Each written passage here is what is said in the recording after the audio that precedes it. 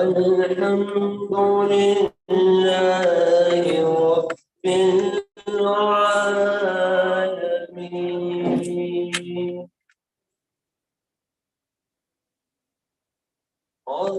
الرحمن الرحيم مالك يوم الدين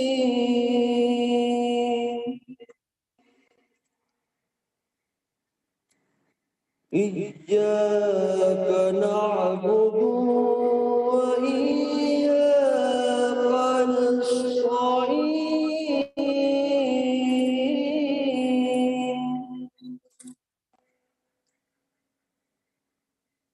اهدنا الصراط المستقيم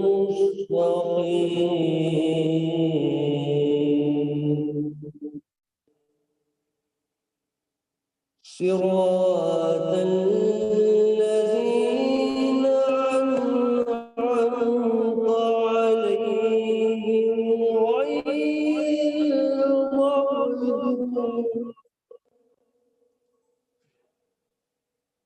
غير المغضوب عليهم ولا الضالين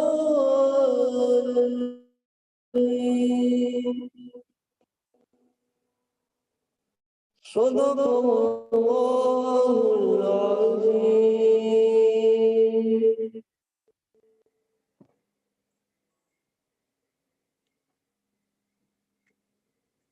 Jazakallah. Welcome back, everyone. Mindstorm Studios is currently the leading game developer and publisher in Pakistan. Founded in 2006 with a mission to bring the highest quality games to products to market, we have designed, developed, and marketed some of the top games and interactive entertainment in the world today. Mindstorm Studios is partnered with Lion Studios, one of the world's leading mobile games publisher, and is headquartered in San Francisco with a development studio in Lahore. Our games have been downloaded over 100 million times globally and with number one worldwide chart toppers like Super Salon, Flickpool, and Alliance Wars. M Labs is an initiative powered by Mindstorm Studios to catalyze game building in Pakistan. Our mission is to lay the foundation of a game-centric ecosystem through a carefully designed intervention logic, tailored specifically for Pakistan after analyzing various macro environmental factors. Not only will this aid in pointing us in the right direction, but it will also provide us a better understanding of the game building industry. And it will also assist in promoting a product mindset, something that is critical for our technology sector to make a mark on the global landscape. While doing so, we envision bringing huge socioeconomic benefits to the country by growing Pakistan's involvement in the 180 billion USD global game building market. Recently, Mindstorm Studios conducted Pakistan's largest game jam event called the Winter Game Jam 2022. 760 participants in the form of 255 teams participated in this 20-day event and produced some exciting games that showed their zeal, commitment, and passion. Before we move ahead, we have a message from our CEO, Babar Ahmed, who is based in San Francisco. So if you could just play that as well, please. Thank you.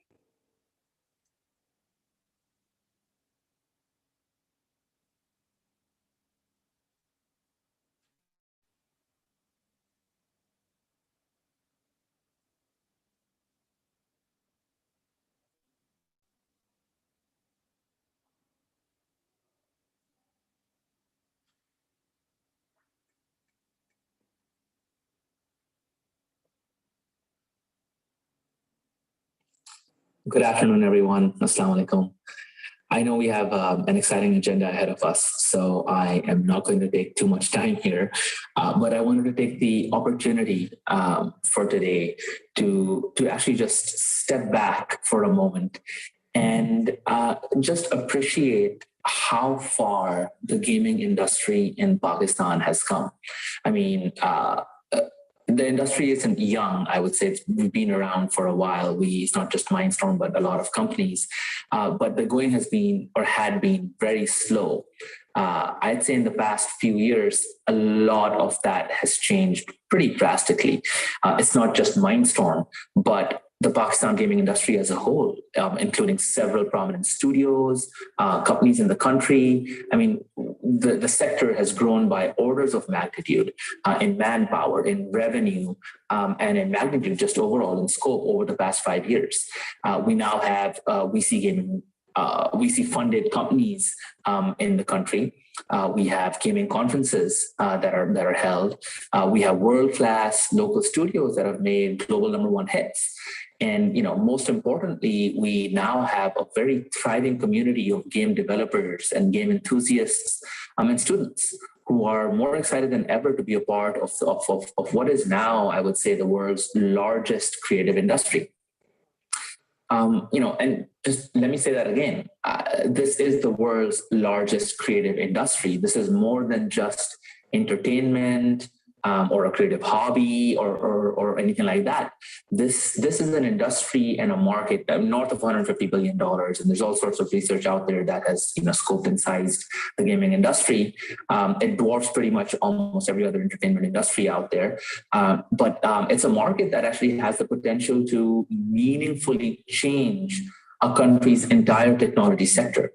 Countries like Finland or Turkey, they've cultivated these gaming ecosystems in their countries that now generate billions of dollars of revenue per year. I believe Finland alone is doing $3 billion in revenue. Turkey, I believe, is at the $2 billion mark or higher.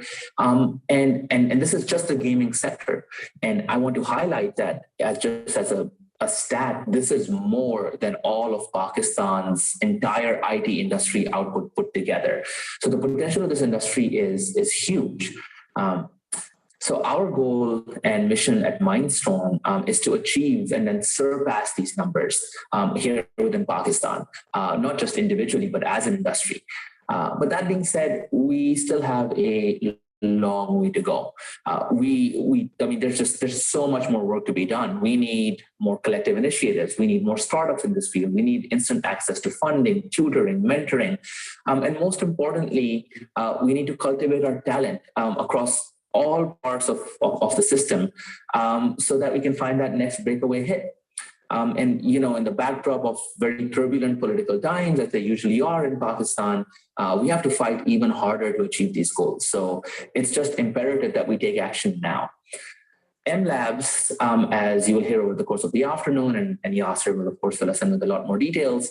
M Labs is our effort specifically in this direction to build this ecosystem.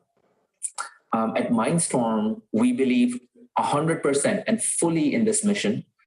It's a mission that we put together, and we are pulling out all stops as much as we can possibly do as a commercial company to back this with everything that we have.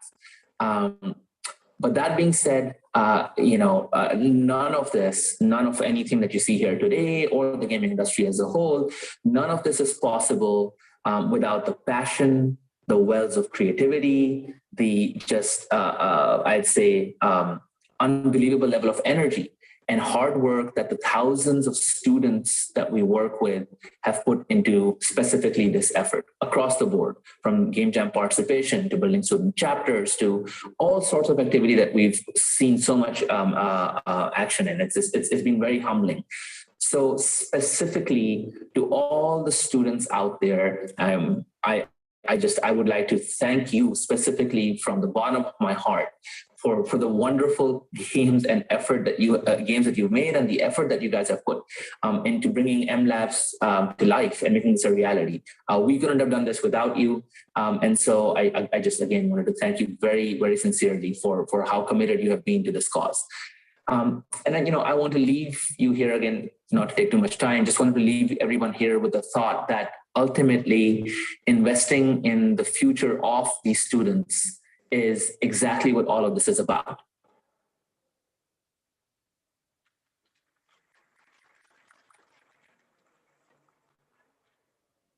Now I would like to invite on stage Yasir Awan, the director of M Labs at Mindstorm Studios.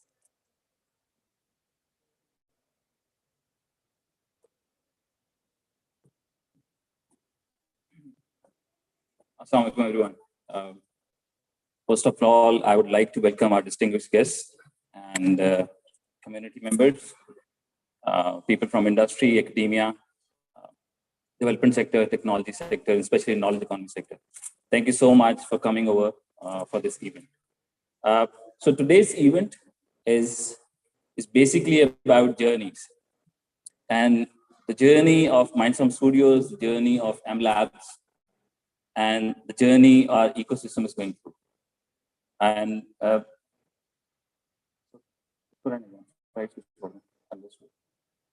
so Mindstorm Studios, it was founded in 2006 with this antithesis of this mindset that we cannot create high quality products in Pakistan. Started off with a cricket game, and ever since then, across genres, when it comes to casual games, mid-core games, AAA games, hyper-casual games, we've always been able to adapt. And one of the key things that we have retained in that journey is the highest quality and the product mindset. Throughout our ups and downs, we've always been a product company, and we've always been focused on creating high quality products. So a couple of years back, I was just talking to someone, and I realized on 1st April 2022, M Labs will be formally 2 years old. So it has been an amazing journey throughout these years. And when we started 2 years back, we started off as an incubator, and we went through this process of learning by making quick mistakes, failing quickly, and getting to where we are right now. And this brings us also to the overall context of this event as well, the panel discussions that we have organized, the conversations we are having here, and I'll come to those shortly. So we started off as an incubator, very quickly realized that we need to invest at the very grassroots foundational level. And so we started these student initiatives, and primarily our summer program, where we provide top quality trainers to these students, train them on game design, art, programming, and then give them a month to produce a game where they come up with the game themselves, they ideate, and they execute with the help of mentors. So primarily trying to focus them on the product mindset that we keep talking about. And you'll hear this word a lot in today's conversations as well. So in terms of the community in this journey, we have grown a lot. It's a 3,000 plus people community online on Discord, which consists of students, professionals, and studios across the country. We have done more than 1,000 mentorship meetings, one-to-one mentorship meetings with students across Pakistan. More than 250 games have been produced by these students under these programs, and they are growing with each and every game jam and initiative that we take.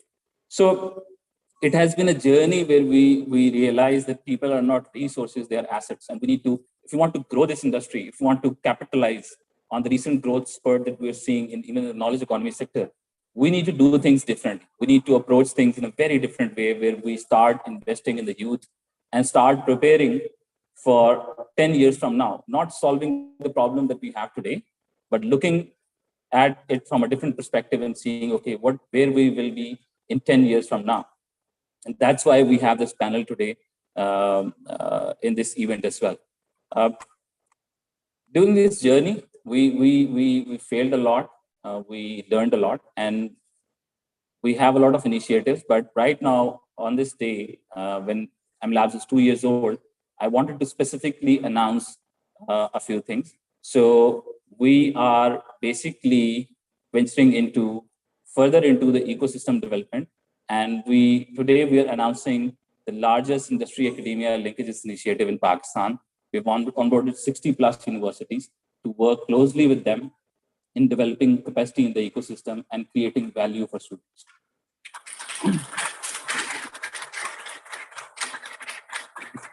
The second thing that we want to announce is because there is a lot of work being done when it comes to training and creating value and creating exposure. We are now dedicatedly going to work in creating capacity in the ecosystem from the perspective of training the teachers as well, because we feel that this entire linkage process, it has to be very productive. And one way to do it is to clearly contribute. So we are reaching out to a lot of partner universities, and this summer we are going to invest heavily into training the teachers as well. So thank you so much, and thank you so much for coming over, and I hope you enjoy the event. I hope we are able to have these conversations around knowledge economy as well, where we learn from each other and each other's mistakes, failures, and experiments. And hopefully we'll build an industry that we really want to look forward to the next decade or so. Thank you so much.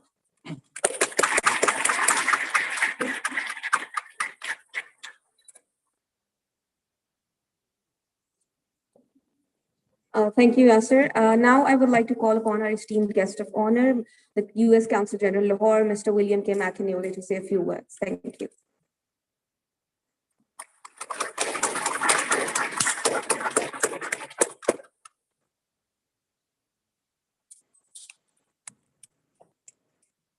Well, ladies and gentlemen, assalamu alaikum and aloha. Very good afternoon to everyone here today. I would like to thank you very much for the kind introduction. I know many of you are probably looking up here and wondering, why is the U.S. Consul General at a game jam? And I'll tell you, the first reason is I'm a big gamer, huge gamer.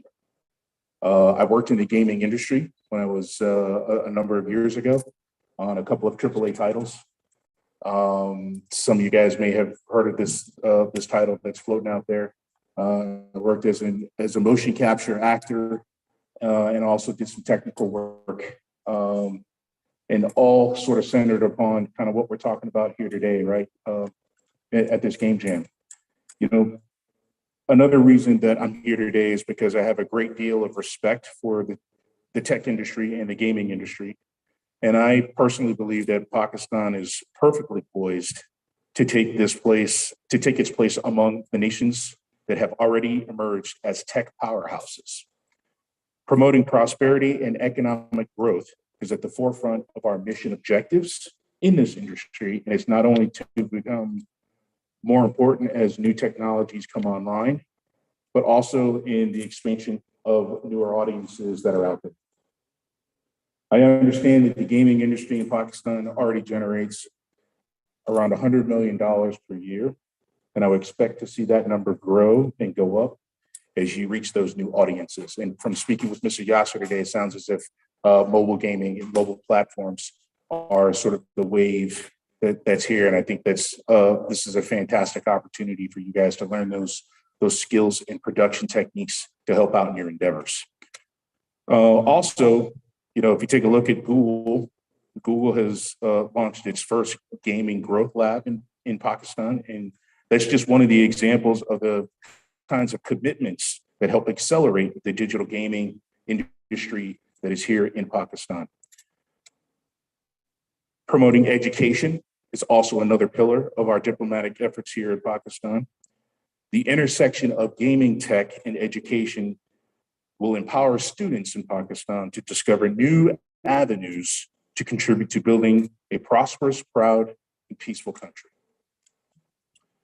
In short, I am excited by what I've had an opportunity to see here today. I'm excited from a lot of the conversations that I had with many of you and just some of what your interests are.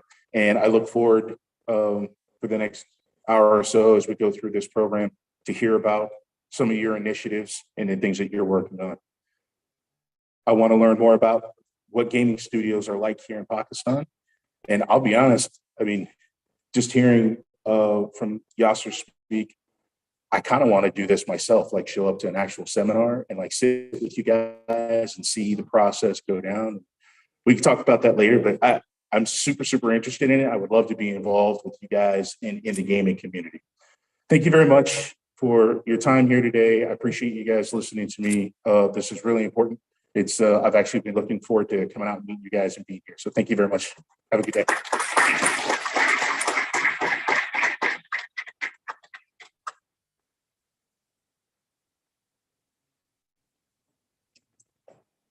Uh, Thank you, Mr. McInerney, for the kind words of encouragement. Our theme for the Winter Game Jam 2022 was All Things Desi.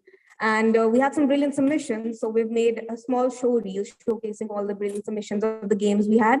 If we could just play that. Yes, please.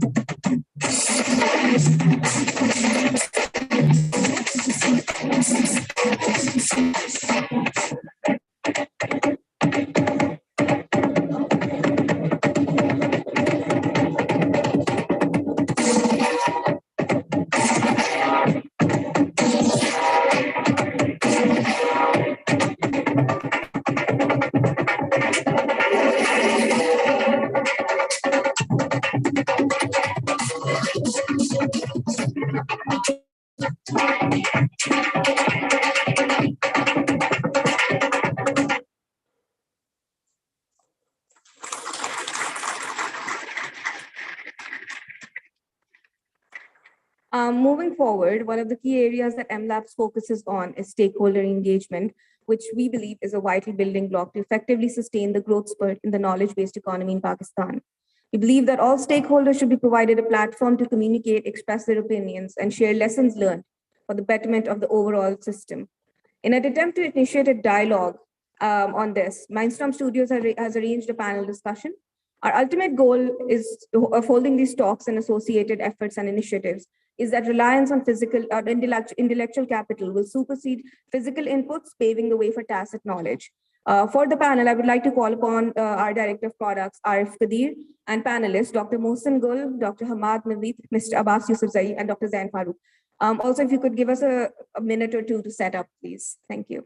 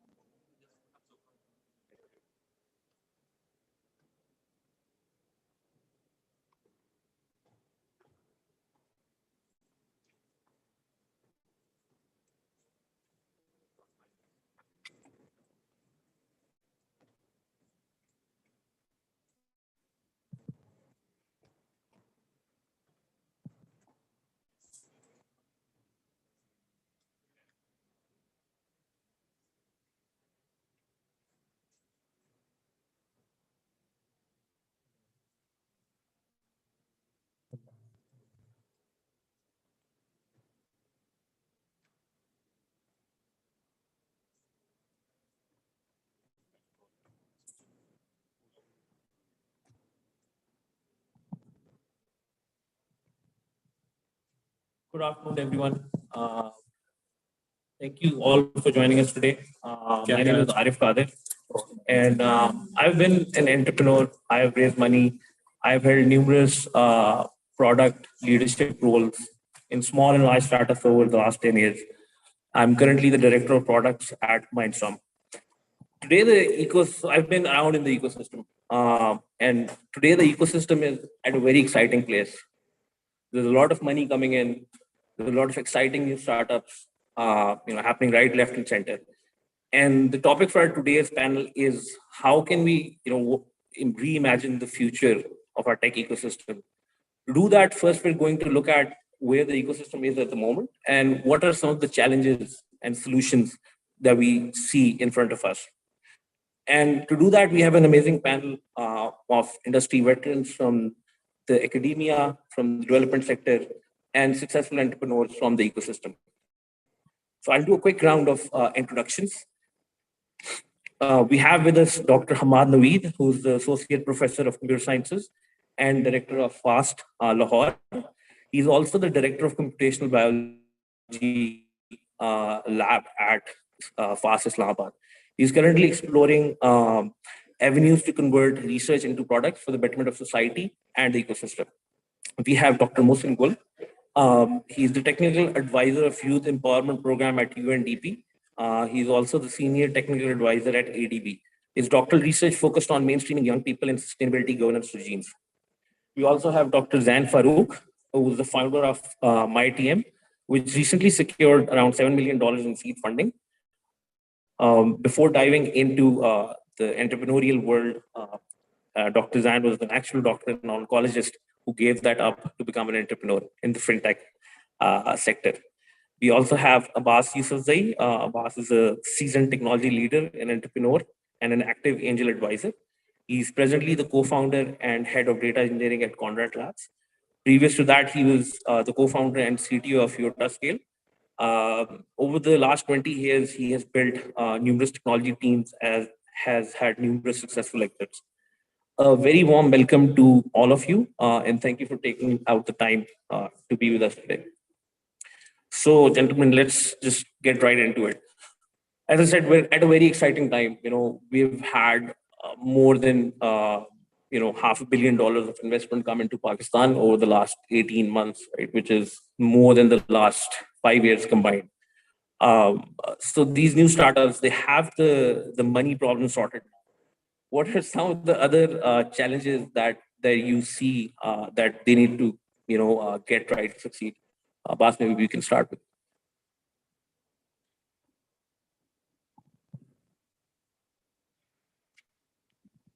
All right, thank you. Great audience. I see people like Khurram sitting over there who are way more qualified to answer this than I am. But Challing, I'll take a stab at it. I think so. The money problem, I wouldn't call it sorted. I mean, there's, of course, I think we now have access to money. It's not the same thing as solved. I mean, just because you have access, but you have as many startups now popping up. So there's always going to be contention. But yes, we now are at a place where money is a bit more accessible. So that always helps. So I mean, I would still think that, looking at the last decade or so, that I've seen startups, early stage startups or ideation from where they were to where they are now, there is a drastic difference in terms of both the quality of the founders, the kind of problems that are being solved, and the scale at which it's being solved. So I think the last 3 years, especially after the pandemic, they've been transformational because there's a lot more focus on solving infrastructural and foundational problems. So, you've seen the rise of the logistics and quick commerces of the world, the fintechs, the health tech of the world, healthcare in Pakistan. And previously that was missing. The magnitude of the problems were very small. And primarily that was because of part of that was that I think a lot of governance, compliance, and regulatory stuff has come into play. That's helped sort of pave the road for entrepreneurs to come and solve them. part, there is also access to money, because these are large scale problems that require larger capital to deploy. So I think from here on, first of all, we need to solve these first. Right? So without these, I don't think we're going to see. I mean, the added value, the value added startups will come after some of these have been solved. So I think we're just starting the journey. So still a long way to go. But I'm definitely super excited about the looking at how far we've come in the last 2 years, and it's just accelerating. I'll take a quick pause and let this speak. And maybe you would like to. What do you think is some of the challenges other than the money now? Yes. Okay. So I have 850 rejections to my portfolio. It's something not exciting. People love it nowadays. Oh, 850. It's more actually. Magnet did a small research on the tries that I've made in the last 30 months because as an entrepreneur, I'm not from the IVD graduate, which is very important if you need to get investment. I think I read it somewhere that startups, they are built by generalized public, and then they are, executed and run by specialized public. So when the money problem comes in, when the money problem is solved, so now you have happy problems. And I tell you, the biggest happy problem is that you as a founder will be making not more than $2,000 as a CEO, and you'll have to be, you have to bring in technology advisors and cybersecurity and all these people at more than $7,000 a month. That's something to gulp. You're like, okay, so my salary role is not that big. So, you have to break the stereotype. I think that's the biggest problem. Because we don't want to open ourselves. There's a nutshell when you're a founder, you come in and you say that I am going to be earning the most. And I think this is the stereotype that I see. I have met a lot of founders who have not invested more than 2 million rupees and are evaluating their startups at $60 million pre-seed. So this, I think, is the biggest stereotype. So first, it's like once you have raised the money, you need to understand that you have to bring in the best people. You have to take that risk because as a definition of entrepreneur, it clearly states that in the hope for profit, you're taking on a financial risk. So you have to take on another financial risk in the hope to, bring in more professionals who will tell you how to execute it, but they will not tell you about your vision. They'll tell you just to execute. I think this is the only problem that we have to face. Fair point. So I think that what you're saying makes a lot of sense. I think in the execution stage now, it's critical to bring in the right kind of talent. So another interesting question. So as our market grows, right, and more investment comes in, hopefully, inshallah, down the line. There's been a lot of investments in these major areas like e-commerce, fintech, logistics. But what do you guys think are some of the other areas that are still unexplored with a lot of growth potentials? Maybe. So before going to that, I would just add to the previous discussion. So as he said, we will need to bring in more people. So I'm going to talk from the academia side because the academia is going to produce those people. So the amount of HR dearth or competitiveness or retention rate right now going on is just through the roof. So there are short, medium, and long-term challenges, not for the industry, but for the academia to meet exactly your needs. So for which PSAP, PITB, and a lot of universities have sat down and sort of looked at reskilling the HR resources from the second and third year universities to sort of bring them up to a level that they are directly employable. So we've worked with PSAP, PITB, and all those, and I'm going to be talking more from the National University of Computer and Emerging Sciences perspective, but I know other universities are doing similar things. In the medium and long term, we actually have to take a step back and look at our degree programs. Probably one size does not fit all, and we need to sort of come up with innovative ways where we can have skills, both technical and soft skills, um, involved into the curriculum. Right now, the curriculum really does not care about soft skills in the sense that how do you judge teamwork, where people are giving individual assignments most of the time, and even when they are working together as a team, it's really not a team effort, it's individual effort. So how do you inculcate that teamwork during the curriculum? And how do you inculcate sort of professional ethics that once you go into the industry, how are you supposed to behave in a professional environment? I mean, I think I see a lot of dearth in that.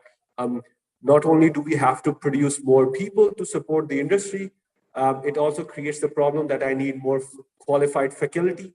I need to attract those faculty to sort of produce that input. So we are in the middle of this crisis where we need to hire good people, and we've been looking left, right, and center. So basically, it will sort of mature over the next few years, where we are able to sort of develop this system where automatically we are able to get good faculty into the system, and sort of design the curriculum in a way where industry is involved in a lot of them. So it's probably not an easy task for the faculty to keep. I mean, they are probably into the academia because uh, the fast pace of the industry was not a suitable style for them. And the industry is changing every 6 months, so we sort of have to um, make sure we are designing programs with the industry where a lot of the elective courses have a lot of sort of lab involvement or hands-on involvement from the industry. And we've sort of developed a lot of these programs. Right now, there are in the works, some with the DevSync, some with Mindstorm, some with Game Train. And so we've been doing that a lot recently. Um, um, Coming to your question, I mean, as everybody pointed out, we're just at the beginning of a journey. So as this access to money becomes more and more, I'm sure the health tech sector, the edutech, not just the higher education, but the primary education technology sector is going to grow just like the other e-commerce and other sectors have grown. And so we're just at the start, and there's huge potential and huge opportunities available right now. Thanks. So thank you, first of all, to all the DC game makers. That was such an amazing video, very inspiring.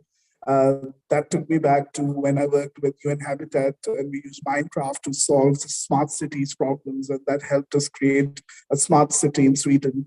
So there's so much potential out there, and I know that each one of you is capable to just add to it, and already are in one way or the other doing. Upfront, I think the tech industry is not immune to all the problems we have with other industries. One of the biggest problems is inclusion.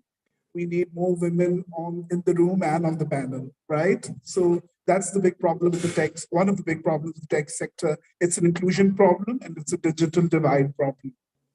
So I work with the youth portfolio at UNDP Pakistan and at the Asian Development Bank. And one of the key problems we are trying to work on is bridging this digital divide. Firstly, why is it only private students per se who have more access to opportunities, or even north-south collaboration on that, or more capacity building, or transferable skills or soft skills? How can we bridge that gap? So we are trying to look at, through the Prime Minister's Kamyab Jawan program, there's a component on skills for all, where we are also looking at how digital economy or knowledge economy could be substantially supported. In addition to this, another project we are working on is on green jobs, which are women-led, and tech sector is one of the areas where there is so much potential for creating those circular economy or green jobs in nature. So I think I tend to disagree with the panel on the fact that it's the start. Rather, we are at the cusp where we need to reach out to more people and change that mindset that this is just for entertainment or creative industry, rather mainstream how this can help solve a lot of wicked development challenges around us, particularly, for example, just as mentioned, circular economy or sustainable development regimes, and so much more that is possible out there. In addition to the e-commerce or fintech, artificial intelligence, and so many other sectors have to be started to be explored. And that is where academia, industry, and development sector is so important. So I would encourage more conversations like this. But in addition to that, we need to do the groundwork. There's need for more collective intelligence and experiments on ground. Often when I sit in these federal offices and we're trying to push for decisions, they say, where is the evidence? So there's even more research evidence that is needed in this case. And I think FOSS, USERS, and so many other universities are so rightly positioned to help us push the agenda through research and evidence, and then showing that creative industry is not just for entertainment, but rather as a building block towards the knowledge economy that we've just mentioned. Thank you. Thanks. So, hearing you all speak from different perspectives, academia, I think that was clear that there's a clear need for talent development across all different stages, right? Talk about fresh talent, we need that mindset change from a service-oriented educational system that was sort of training them to become engineers, hardware engineers, to sort of that product mindset, building that in people so that they're ready to sort of now take part and be included in these startups that they're trying to build products to solve people's problems. But on the flip side, when these startups start scale, there's going to be also need of a very different kind of blue collar, gray collar workforce, right? Which Pakistan has in spades, right? But do you guys think that it is up there to that level with where they'll be able to contribute? Because all these startups like Bazaar, like Airlift, raising a lot of money, right? They're going to need all kinds of people to execute. They're going to need people from technology sector, product sector, but also this workforce is also critical, right? So do you think that we'll need to retool that workforce as well? What do you think? So of course, we sort of need to develop more and more short and sort of, let's say, what we call associate degrees right now, where you can sort of have, or executive degrees even, where you can have these sort of short bursts of interaction. And probably because as you grow in your career, there is less and less time to learn. So you have to come up with innovative ways to sort of add to what people already know. And as I said, we need to sort of come out of this 4-year degree paradigm where you have to go through the whole process. I mean, in the West, there are a lot of polytechnic institutes where you do not really need to be there all the time. I mean, there are remote learning opportunities, there are online opportunities, there are short degrees, short courses. I mean, at the moment, there is enough room to expand in that region to upskill yourselves as entrepreneurs or as even EHR resources that you need. So as people see more, so need is the mother of invention. So as you see more people required in a particular field like cybersecurity, people are going to upskill themselves and sort of reposition. We've seen that even in our degree program, even in the 4-year degree programs, there are new degrees in cybersecurity, data science, artificial intelligence, business analytics. So we've launched all these degrees in the past 2 years, just looking at what the industry needs. There is a robotics degree already launched last year. There's an IoT degree coming up this year. So we were already sort of looking 10 years down the line to see what would be required. But I think there needs to be a lot more outside these 4-year degree programs that will sort of help get to where we both need to. You can add in from a perspective, are there any sort of programs, say, which UNDP is focusing on or ADP is focused on to develop this workforce geared towards the ecosystem? Sure. I think before I add to the programs, I think we need to appreciate that the sector has the diversity problem. There are these big leaders who are moving across these firms or startups, and they're the ones who set up and they go to the other one and they go to the other one. So that leads a dearth of capacity building or mid management or capacity building of the teams to take over such influx of money that will come in and then keep the work going. In addition to that, I think, why do we even need degree programs per se? If you're such a good gamer, there should be ability or there should be mechanisms through which you can gain those transferable skills and be able to implement them alongside if you learn management or something, right? At UNDP, we're partnering with the MasterCard Foundation to work on something we're calling the strivers or social entrepreneurs who are trying to enter the digital economy or fintech sector, and particularly focusing on young women doing so. And we are focusing not just on the capacity building, but microfinancing and grants for them to help establish these startups. But one of the biggest problems in Pakistan up front is what happens once you have gone through the incubator bit. Not everyone becomes successful, right? So there's a big burnout problem as well. A lot of people are disillusioned and frustrated and they just leave the sector and never want to come back. So how do we bring back the strivers or people is an important question, which I do not have an answer to, but is something for the whole sector to explore. I think the key is you guys have so much more money just in the development sector itself. Like when you talk about the millions and billions of dollars in the gaming sector, so see us as someone who can give you perspective and context, how that gaming can help solve a lot of development problems.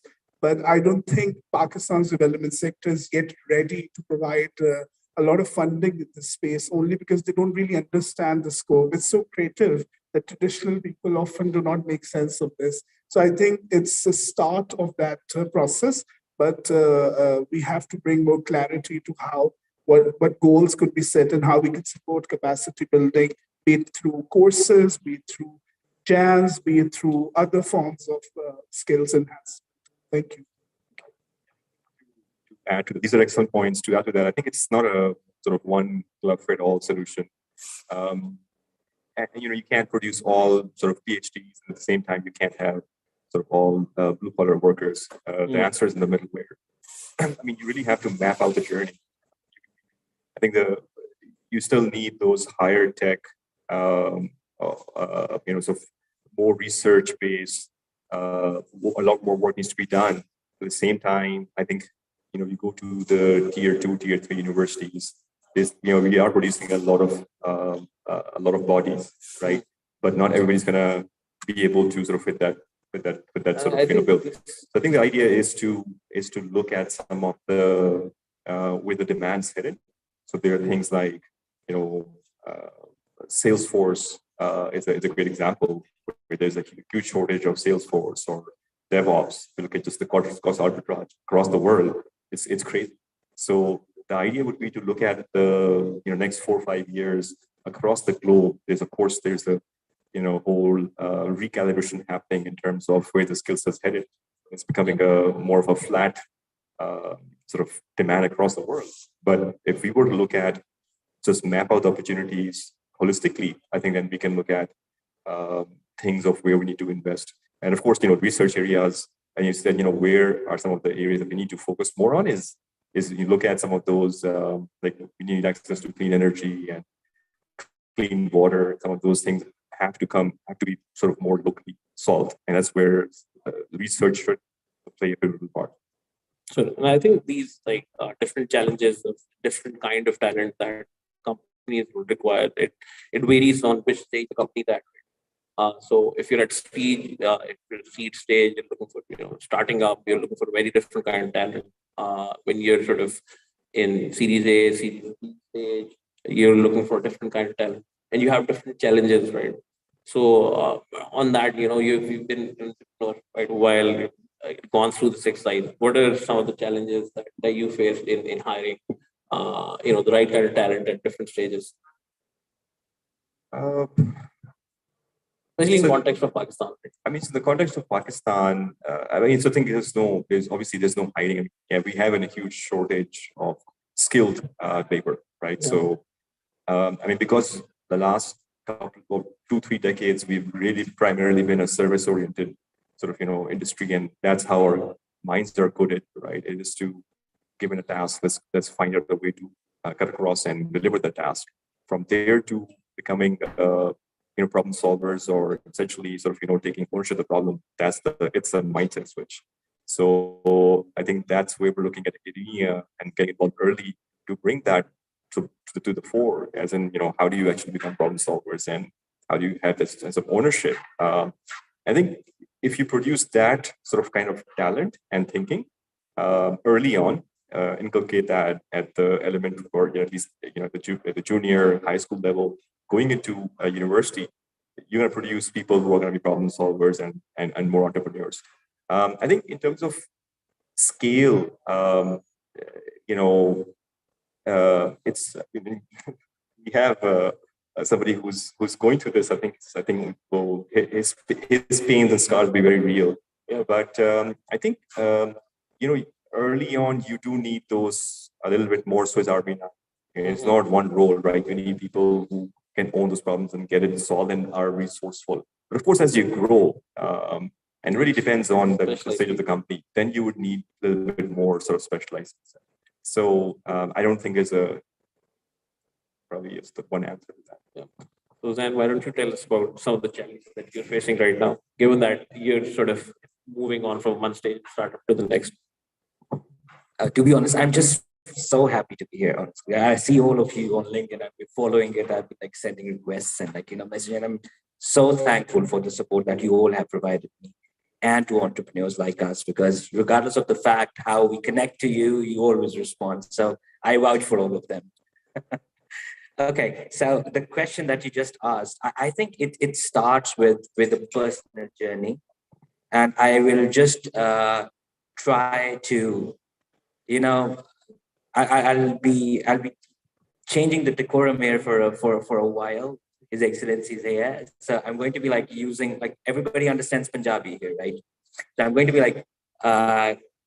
quoting it in a way, and I'll be translating it simultaneously so that how it starts, because we are talking about the bigger picture, but it always starts from a person himself and from the team he's working with.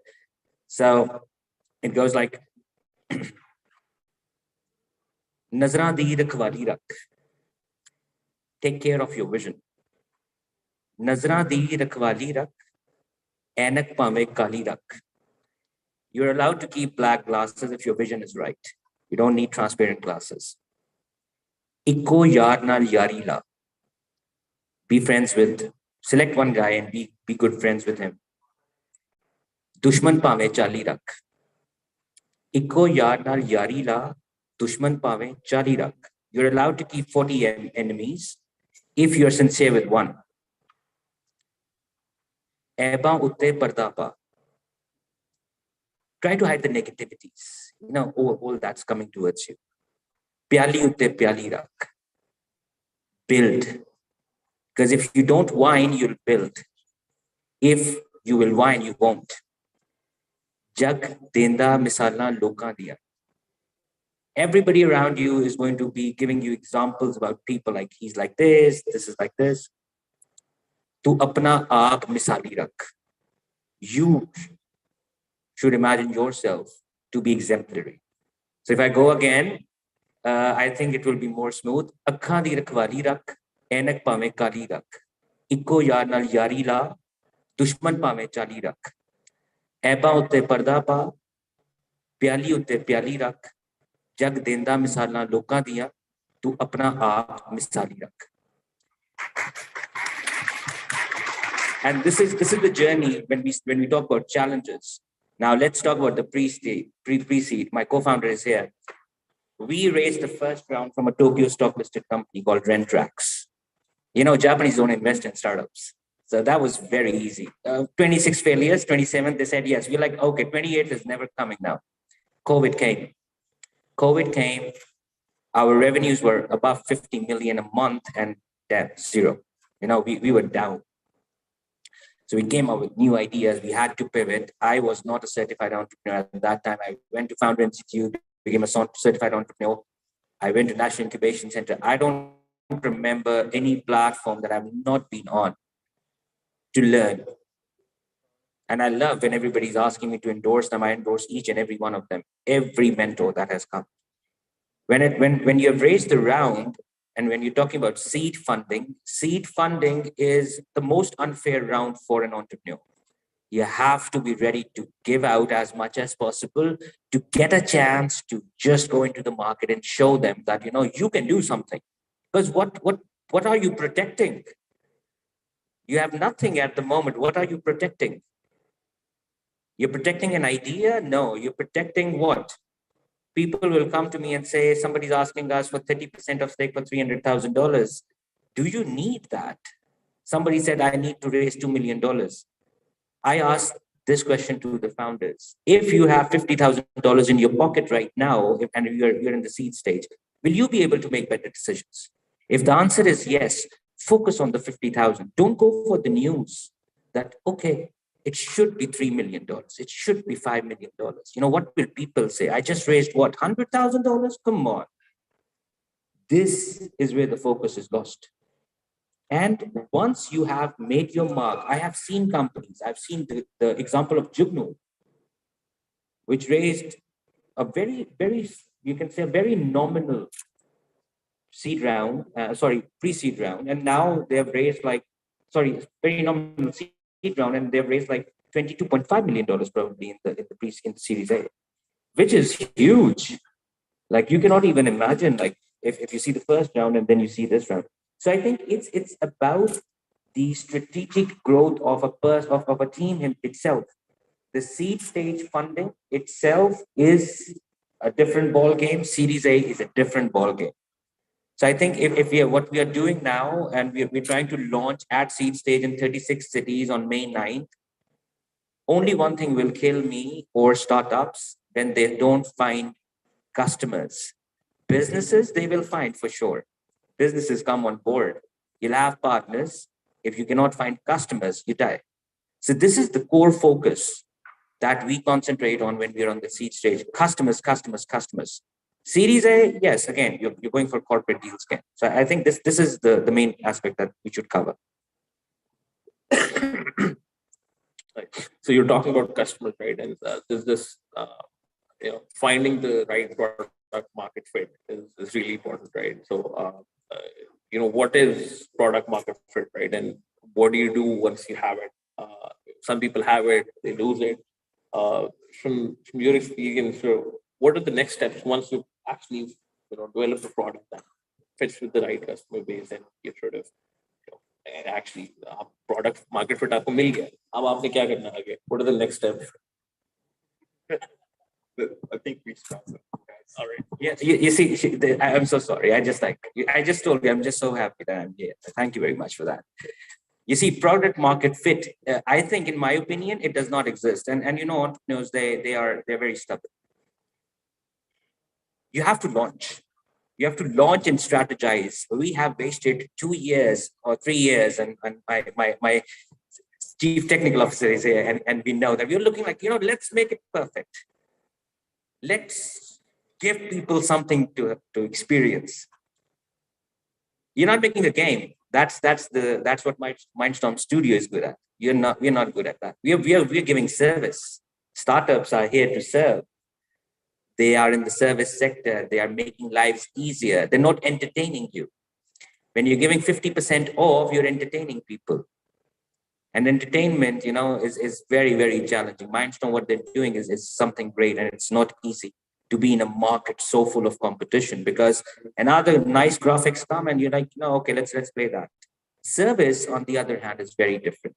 So I think MVP, when we talk about minimum viable product or like the market fit, if we have proper customer journeys and archetypes all figured out, if you are not your own customer, I think then nobody ever will be. So you have to first understand the mentality, but you cannot have the bias that you keep always, that, okay, this is what I think, this is what I believe in. You have to study the case studies. You have to study thesis. You see, Bazaar is now being taught in Harvard. Yes, if I'm not wrong. So you have to learn from these people, because we believe on WhatsApp messages. We believe on articles. We usually avoid books. We need books. We need people who have read those books if we don't want to read books. I think the gathering we have here, everyone has played an integral part in the community building. So I think market fit, sorry for the long talk, but market fit technically does not exist. It's about the customer. You still have to figure out if the customer wants it or not, because the LOIs matter, the letter of intents matter before you launch. That how many people are ready to buy your product once it's developed. And trust me, that's not easy to secure. So it's definitely elusive, and I think it's something that dynamic and companies need to keep figuring out. How the market is changing and how the product market fit needs to really adjust. So, Dr. Ahmad, one question for you. We productive academic research is critical for innovation in within the ecosystem. And what are some of the steps that you think the industry needs to take in terms of working with the academia to make that happen? So traditionally, what industry and academia have been doing together is sort of an industry sort of worked final year project, with basically expecting a final year student to sort of come up with a research-based solution is actually probably very, very hard thing to do. So what happens in the Western world is there are specific sort of call for proposals which have started off. For example, QRMD has been running a fellowship program where they are looking at medical related sort of research. How would you sort of, if you're given the personal history of 1,000 patients, can the risk for, let's say, diabetes? Do they need to go check for something? Things like that. So, so they've already started this. Similarly, K Electric just launched a challenge for, can you forecast what would be the energy demand in June at this point if you're given the data access to the K Electric data. Similarly, can you make a small vehicle, because in Karachi there are places where their vehicles cannot even go through. Can you make a compact vehicle with a retractable ladder and all that? So they've come up with these challenges. So industry needs to formulate these things, and actually the amounts are not huge. It's just the exact problem. If you come and if you expect the academia to sort of figure out what the exact problem the industry has, that's very hard and very rare that you get a return on investment or an open-ended problem. But what they have done is launch these specific challenges that we're facing this challenge, and we would like solutions on this particular. In the West, even big NIH and NSF have requests for proposals that are very targeting mobile health related tasks. So, but our research grants that we get here in Pakistan are too open-ended. Everybody under the roof can write something, and the probability is to get. So the return on investment is very, it's minute, I would say. So if we want to make this more successful, if we want industry to sort of get their problems solved from the academia, at least the phrasing of the problems has to be from the industry, and then it's an open-ended sort of competition from the academia, and this sort of, and that helps develop these collaborations, and you work together on one project that leads to 3 more projects. That's how it keeps going. But if the academia is sitting in one corner, imagining the industry's problems, which are not even there, I mean, they'll be just publishing papers, and the output will be almost nothing to the industry. In addition to, as Matsab said, we also need to build on the mentorship that I think Yasir also mentioned earlier, around reaching out to thousands. So we need to build on that mentorship. And I think if there is a working group or a fora of the industry that works around this or standardizes this or institutionalizes this, for instance, some brilliant ideas were shared here, but then not everyone is here in the room, right? How do we mainstream it to the wider audience? Why can't we come up with a web platform or link it to, for instance, at UNDP, we're working on a youth policy lab. So policy lab could have a section on tech industry, and that is where a lot of this knowledge could be mainstream. Some good additional programs are happening across the globe. For example, 10 youth programs. So one company picks 10 young people and then train them, not just in an internship way, but over a year, showcasing them or helping them shadow across the management spectrum to really understand the challenges of the sector so they can come up with solutions. And innovation challenges are something we also encourage at UNDP, for instance, Jazz has partnered with us. We've done a few on digital economy, on climate action, and so on and so forth. So I think giving young people the platform should initially be enough. And then from there, once you've given them the hope and ideas, we need to give them institutions for research and advocacy and action on ground as well. Thank you. So I'm running out of time, so I'll close with some and get some fun predictions from all of you. How many more unicorns do you think our ecosystem has the potential of creating over the next 5 to 6 years? Give a range or a number? Give a number. Prices, right? I think first of all, I don't think we should it's not a healthy infatuation with unicorns. So I think it's in the next 5 years. Yep. I think the things are really accelerating, right? And some of the problems that we're solving require a lot of capital. So just by virtue of that, you look at companies that are coming up, the likes of Dodgers and a lot of the sort of the Swiggy, Dodgers and Bazaars and the Airs of the world. It is a capital intensive sort of operations. So by virtue of that, I think if they're going to survive, which I'm betting on, at least few surviving, they will be unicorns. So you'll see a few, probably 2 or 3 in the next 2 years. So I'd say about at least 5, more than 5. Awesome.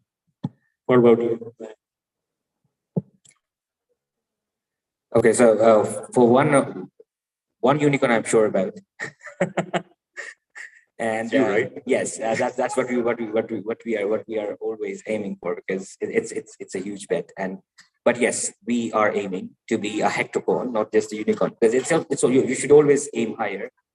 And I think that we will be soon joined by at least 5 to 6 more in the next 5 years. That's probably, I think we are being very humble if we say that number.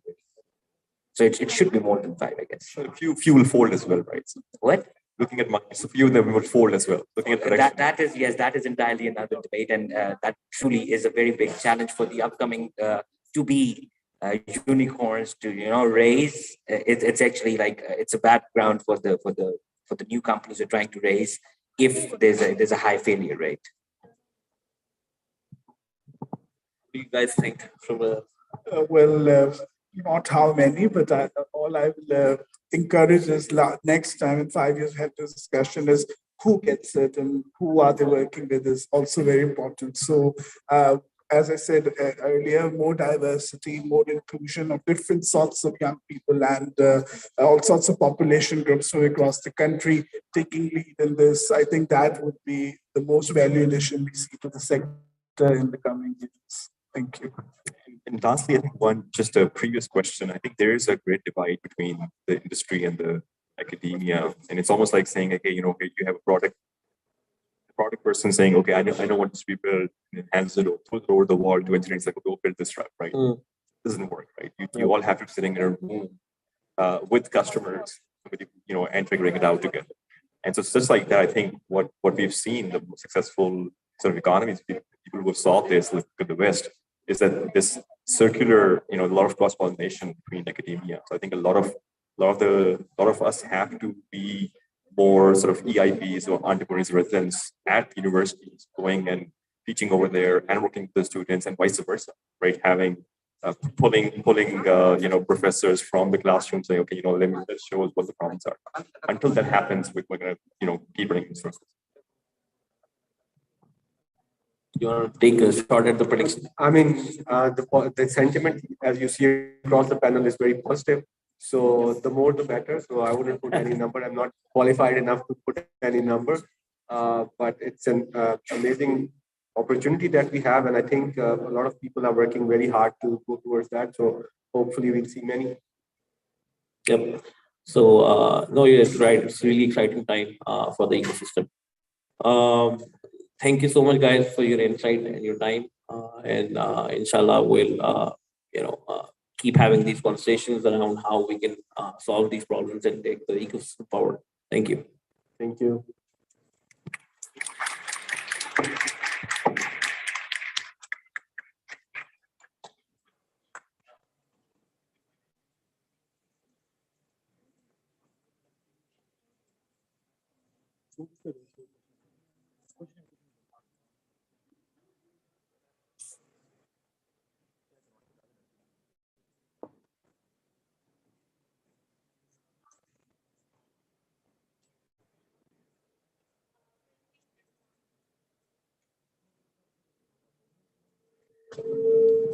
Thank you, everyone, for the very insightful discussion. Our next event on the agenda is the student panel.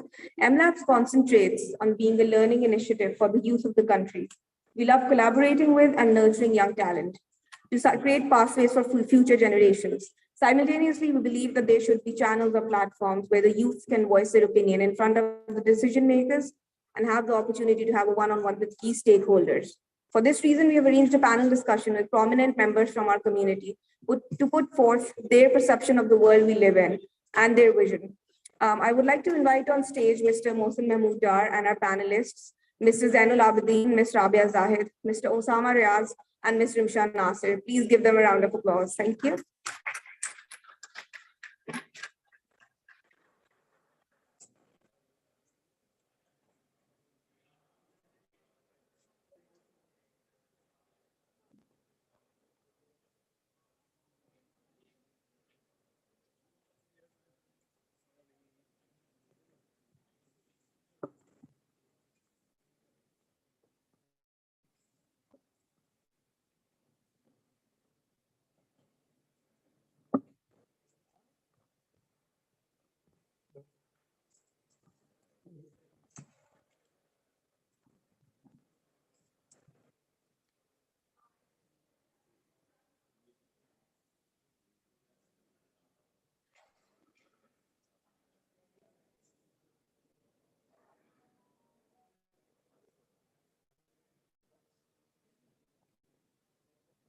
Hello. Hello. Assalamu everybody. How are you? I would not like to sit to get my bother at the platform. I'll just stand and talk to everybody. So I hope you're having a good time. This second panel consists of all children. बड़े वाले panel से अगर compare करें, and there's a big reason behind that. Basically होता क्या है हमेशा जब भी कोई policy वगैरह बन रही होती है किसी भी level पे उसमें सब लोगों की stakeholder consultation होती है. अनफॉर्चुनेटली पाकिस्तान के अंदर जब भी कोई यूथ के बारे में बात होती है तो हम सबसे पूछ लेते हैं सिवाय सबसे मेन स्टेक होल्डर से जो कि यूथ खुद है. So for that matter we just wanted to have a panel discussion of people from our community and see what they think of their future, how they perceive it. So with that being said, I have Zainul Abidin. Okay. Zain hails from Rawalpindi and is pursuing his bachelor's in computer science from International Islamic University, Islamabad. Simultaneously, he's working full-time as an associate game developer at MAS Games. He is also the president of Mindstorm Students International Islamic University chapter. His interests include physics, technological stacks like computer programming, and the smartphone industry. Alongside him is Rabia Zahid. Rabia is from Rawalpindi and is currently a second year at LUMS doing an undergraduate in management sciences. She developed an interest in storytelling and graphic design in high school and was given the opportunity to explore them upon graduation. Game development activities envelops her fascinations, and so she strives to do more in this industry, knowing her knowledge and perspective. And she's also the president of the Mindstorm Student chapter, LUMS chapter. So on my left is Osama Riaz. Osama is resident of Lahore, is currently and has recently graduated from ITU with a bachelor's in CS. Currently, he is working as an associate game developer at Mindstorm Studios. His passion is video games, and other interests have emerged from his love from video games such as game design, music, and surprisingly baking and die-cast collection, which we will look into. Alongside him is Rimsha Nasir. Rimsha is from Lahore and is currently finally a student at Canadian College for Women University, Lahore, doing an undergraduate major in CS. She has been an active part of the MLabs community, participating in various game jams organized by us. Her main interests lie in the field of sketching and game arts. So as you can see, all four of them have been active members of our community and have been trying to pursue or push this narrative across in the universities and in their peers and whatnot. सिर्फ university में आके पढ़ेंगे नहीं, university में और भी बहुत कुछ काम करने वाले हैं और यूनिवर्सिटी के अंदर भी आप काफ़ी चीज़ें सीख सकते हैं जो कि सिर्फ किताबों से नहीं होती. You need to live the life, you need to learn from your experiences और इसी के ऊपर हम सारी बातचीत करेंगे and see how they perceive their future from their eyes. So, अस्सलाम वालेकुम everybody. Walaikum assalam. Nervous? Rabia, how are you feeling? A little nervous. Yeah. Chill down. So, okay. मेरा पहला सवाल है आप चारों से. So, I'm pretty sure now you guys have, well, you are almost in the middle of your BS, right? And you are about to graduate. You have graduated, and then you're also in the fourth year, right? Yeah. Mike. Yeah, So, I'm also in my sixth yeah, semester. cool. So, why did you choose the fields? जिसमें अब तुम लोग सब BSc कर रहे हो. Yeah, exactly. ये पहला सवाल है जो चारों के लिए. Secondly, अब जब तुम लोगों ने 2-3 साल पढ़ लिया है, Yeah. do you think you guys made the right choice? And see if not, then why? Bismillah ar-Rahman ar-Rahim. So starting off, I was not very thinking about being in computer science. Actually, I was very fond of physics and wanted to be a physicist as a, but that just keeps on going with physics in game development and all that. The first thing I chose between passion and career was that I put out some facts from the internet and I saw that the Fortune 500 companies, if you know that there are 500 companies, top 500 companies in the world whose single GDP can range with the summation, addition of GDP of India and Pakistan combined. So you can say that these companies are, tech giants like Apple, Microsoft, IBM. So that just rang me that why shouldn't I pursue this as my degree? So I had some facts and figures that I just put on as my link, my degree, but not everyone has that, right? So I think most of us suffer from this problem of exposure, less exposure given to undergrads, or maybe in our like matriculation or intermediate. So that as most of panelists would agree with me that they didn't have enough knowledge what to pursue as their degree in bachelor's. So I guess that's the answer. First part, and the second part can you repeat, please? So if looking back now, did you make the right decision? If yes, it's okay. If no, then why? Choosing your major. About my degree, yeah. Yeah. So if I've been given my chance, so I'll again choose CS, and that's just because the whole world is now digitalized. You can see that Pakistan itself has never been so much digitalized than in the past few years, like Careem, Uber, Airlift, Bazaar, Markaz. These all just companies have emerged from, I don't know, somewhere else, but all this digitalization of Pakistan itself gives sign that the next generation, the Gen Z, would mostly choose the computer science or engineer or the information technology as their career or maybe as a degree. Okay, cool. Rabia? Okay, so I chose management science as my major. Looking back, I think like the reason I went towards that direction was in high school, I did my IB. And after doing IB, I was generally exposed to more opportunities in like on the management side of things, on the business side of things. And I took a liking to them, so I decided to try it out. And I don't regret it now. It was a good decision on my part. I have contemplated whether I would have done better in CS rather than management science. But in the end, I think that one of the good things about having a business major is that it teaches you to be a person of the world. You learn about different industries. It gives you more exposure to the different industries that you can choose from what you want to work in. So at that point of time, there was this uncertainty where I didn't know which industry I wanted to go forward in. So that gave me some space to figure that part out. And towards I think there was the second part of the first question was, if not, then why? Yeah. So, like I said, I think that I would have chosen business again. It gives you a certain perspective that you need in the real world after you're finished with education. And although the case, I also do wish that there was more, I wish there was more of a CS side to it that could be integrated, because as somebody that wants to go towards that direction, of course, those skills are also very important, and you need opportunities to learn those as well. Cool. Ja. I have two CS because the time everyone around me was CS as a major. Um, uh, I didn't know the whole CS at that. I have the best option for me because it's somewhere interlinked with my interest, which was sketching, and I can now pursue my career as a game art, which is a mixture of computer and my sketching fine arts. So that. Cool. Sama?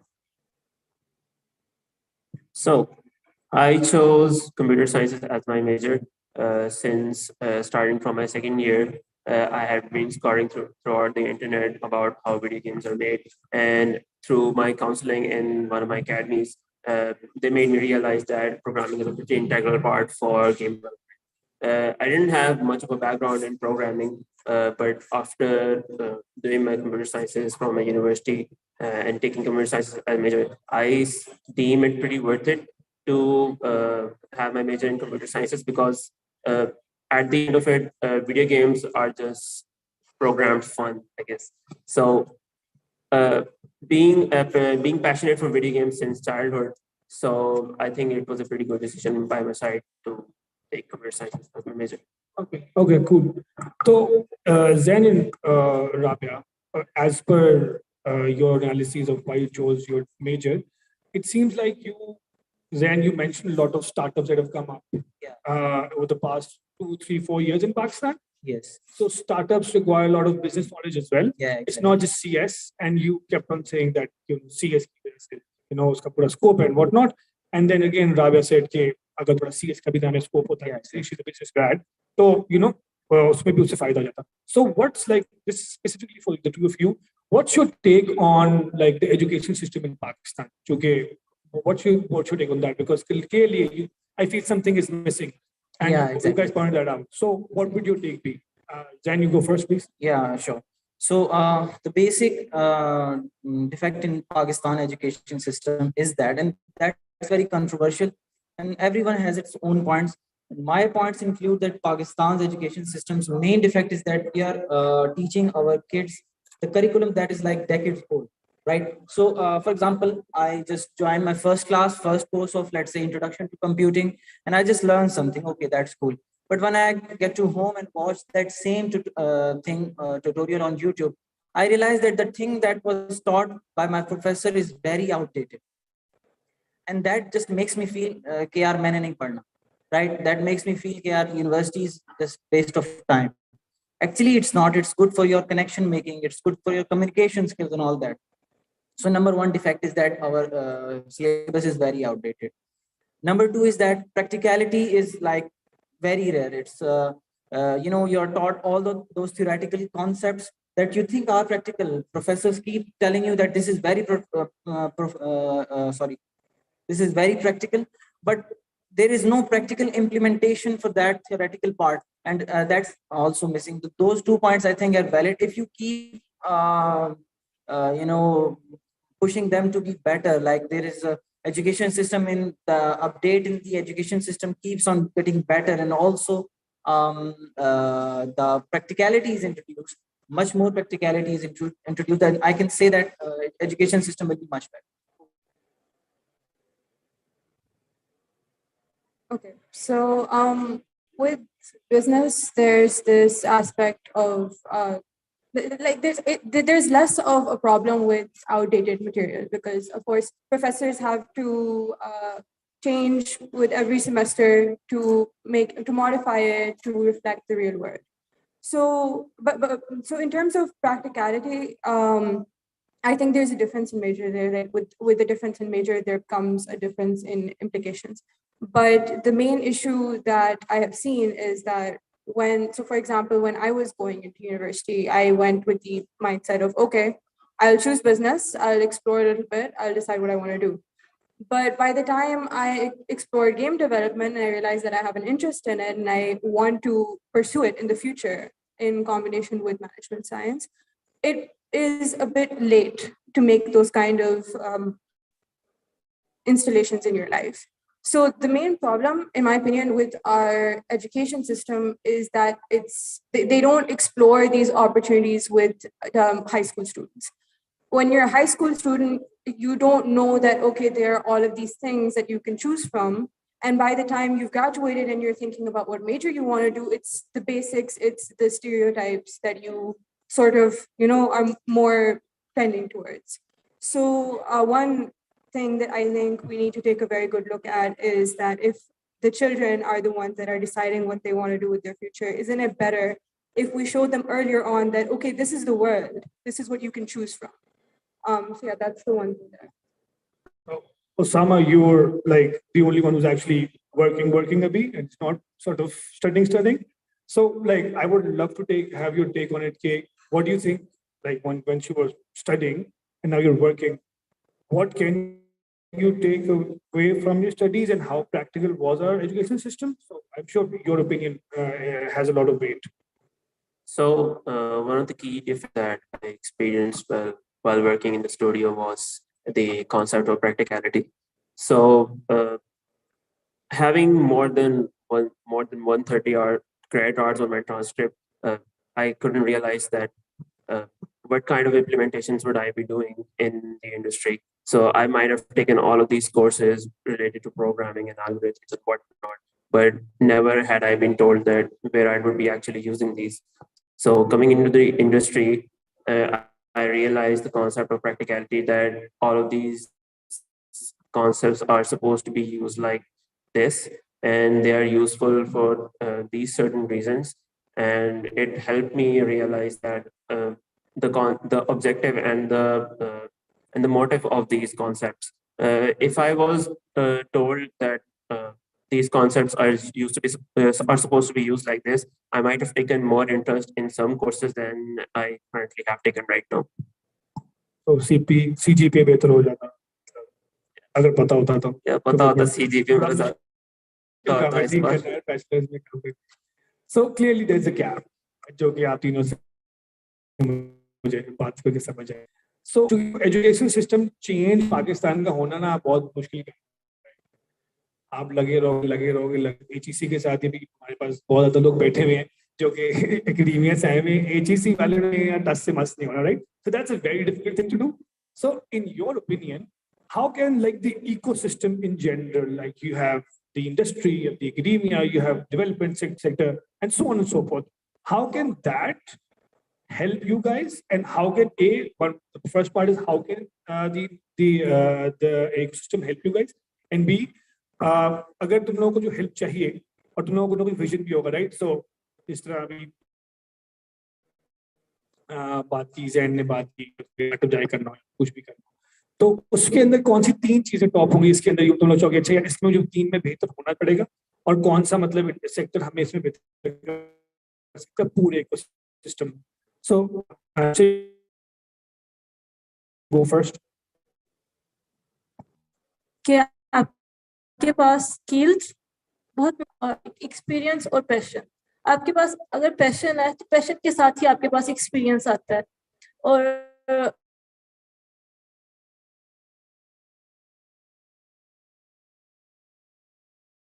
उसके साथ ही आपके पास skill set बनता है. जैसे आप position होगी किसी भी फील्ड में तो आप इजी करते हैं. आई थिंक ये 3 चीजें जो है वो होनी चाहिए. और Okay, so for the 3 things, I would be experience, and opportunity. So opportunity would encompass the different like aspects, like for example, finance. A lot of people need finance to start off these kind of projects.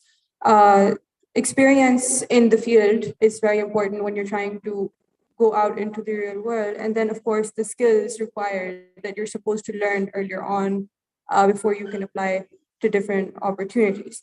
So I would say that in order for all of this to happen, there needs to be more time invested, more efforts made at the high school level to make sure that these students know that, okay, these are your opportunities. This is what you can take advantage of. So when they start taking advantage of those, when they start exploring, they start figuring out what suits them better. So once they start doing that, I feel like then our country also becomes better. When students are doing what they like doing rather than what they know, that is where improvement stems from. That's where they start to grow. That's where our country as a whole starts to grow.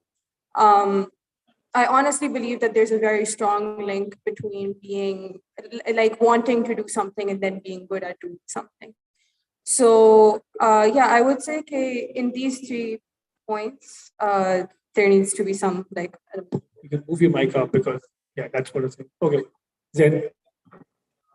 So the big vision you just talked about. So my big vision is, like, I'm very patriotic person, by the way. So my big vision is that I want to put Pakistan into the map world where we have our own products, not just in gaming industry, since I'm part of it, but in any other industry, not just in IT or textile or other stuff. So the 3 things that I require is proper guidelines, experience, and a lot of money. The last part is, where my conversation is directly with the HEC personnel here, is that we are good with development, right? So Pakistan's IT export last year is $2.5 billion. That's too much, $2.5 billion. But the problem is those are all service related, like freelancing or all the other related stuff, not that a product or not, it's not product oriented. So the problem with our education system continues here, that we don't know how to sell our product. We don't know the marketing strategies. We don't know the target audience we are looking for. So my 3 things are, like, again, guidelines, skills, and proper skills, and definitely a lot of money. So I guess that wraps up. These things, I must say, are valid for my big vision. Cool. Osama, like, I would like you to sort of highlight the ecosystem, considering you're working now, right? तो ecosystem के अंदर कौन से players help कर सकते हैं? कोई भी शू ढूंढ लो, चाहे वो आईटीओ का हो, फास्ट का हो, टर्म्स का हो, या साइट्स का हो, जहां का भी हो, कि कौन से प्लेयर्स हेल्प कर सकते हैं और किस तरह की अपॉर्चुनिटीज, लाइक जिन्होंने कहा कि experience is like primary, right? How can you gain experience while studying, and that being practical experience, जो कि हमें पता है कि इंटर्नशिप्स कैसी होती हैं यहाँ पे. आप थर्ड ईयर में इंटर्नशिप करते हो, मैंने भी की थी. बस जाओ, फोटो कॉपियां कर दो, या फिर just go in, चाय पानी पी लो, practical जो बंक मार लो. तो how do you think this can be improved, and which players can improve it? In terms of all these stakeholders, even if you gave the example of having internships which contain not much work related to the industry that which you were expecting for. So in terms of those players, a lot of experienced people do matter in this regard, because they tend to guide you way better about the industry rather than everybody else, obviously. Moreover, the drive inside should also be an integral part of it, because if you are technically not interested for the thing you're going for, then it wouldn't have any matter to it. In my own experience, the peers also help you a lot, because because all these peers have the same objective as yours. So finding all of these cumulative resources create this whole circle of a big resource that everybody can share and convey to each other. The thing you said about peers, now that's a very important aspect of education nowadays as well. कि community जब बन जाती है एक, और जो एक community का फायदा ये होता है कि you have people from all backgrounds, right? They come in, and then उसके अंदर बैठ के your exposure and your experience is just different. So how important do you think it is कि community formation पाकिस्तान में हो? क्योंकि normally होता कि हमारी universities में especially, अगर आप CS के हो तो आप CS के उस बैच के 4 लोगों के साथ 4 साल गुजार देते हैं. फिर आप असल दुनिया में आते हो, किसी फाइनेंशियल से काम पड़ता है, वो कहते हैं ये 2+2 क्या हो रहा है, मुझे तो नहीं पता, मैं सिर्फ प्रोग्रामिंग करता हूँ. So goes for business majors, like you said, you've never sort of really experienced it, CS and CS. So how important do you think this thing is कि आप लोगों ने सीख सको, especially अपने educational years में, considering जब से corona आया है, self learning का concept बहुत ज़्यादा हो गया. So with that regard, how important do you think that is, and what can be done to improve it? So Sam, go first. I think creating a connection towards people with different backgrounds is pretty important in terms of gaming industry. You can see there are modules of different backgrounds such as engineering, art, and user experience, because these three things are very important towards game development's life cycle, and they are much tougher to implement and integrate as compared to like generic software development, because apart from the engineering itself, there's a user experience and art involved as well. With regards to that, I would like to say that combining these features and combining those people implementing those features is pretty important. Rimsha? So how important is to learn from other people around you and to sort of interact with like people who are not from your like degree or whatnot to gain the exposure that you were referring to earlier. Okay, exposure बहुत जरूरी है. तो exposure के आप सिर्फ आपको internship पे ही मिलता है या फिर एक community के अंदर भी आपको मिल सकता है? Exposure can be in communities, as a Mindstorm MLabs is a community where we can explore different modules of game, and मुझे ऐसा लगता है कि जो हमारे पास Mindstorm की community है, ये हमें बहुत ज़्यादा help करती है game developers को. इसको जिस तरह आपका initiative है कि different universities में जाके chapter start कर रहे हैं, ये बहुत अच्छी चीज़ है, क्योंकि वहाँ पे students को सिर्फ नहीं, स्टूडेंट्स जो वहाँ पे हैं वो अपने स्टडीज में नहीं रहेंगे, उनको एक पाथ मिल जाएगा जिससे वो डिसाइड कर सकते हैं कि उनको अपना प्रोफेशनली अगर उन्होंने गेमिंग में जाना है तो किस तरह से अपने आप को या कौन सी फील्ड में गेम में आगे लेके चल सकते हैं. तो आई थिंक ये होना चाहिए. चले हमारी भी थोड़ी मशहूरी कर दी आपने, थैंक यू. जी Rabia. Okay, so in terms of learning from others, I think that there are three things to cover here. First, people from other majors. So definitely very important to meet people with expertise outside of your own. Especially like the previous panelists were discussing this as well. When it comes to choosing people, when you don't have a certain skill and you don't have the opportunity to learn that skill, it could be any kind of circumstance. And of course, you need other people with that skill. That happens a lot when you're starting business as well. You need people with different expertise. So for example, I don't know a lot of software development. I'm learning it right now. It's not my expertise. I would not be as good as somebody that has learned it properly in university. So of course, I need to be able to communicate with somebody with that expertise to be able to, learn more about that field and also to be able to explore more opportunities. The second thing that I realized after I joined LUMS was how important it is to speak to your seniors. So a lot of the things that I learned, it's not in the handbook. It's not something that they tell you at orientation. It's something that you have to ask the people that are graduating, the people that are going into the job market. I've had to speak with a lot of seniors regarding certain courses that I'm taking, how to ace them, how to speak to instructors, how to tackle workload. They're the ones that guide you because they're the ones that have already gone through it. So that applies to the real world as well, of course. When you don't understand something, you go to somebody that already has experience in that. You go and you ask them because they've already gone through that process.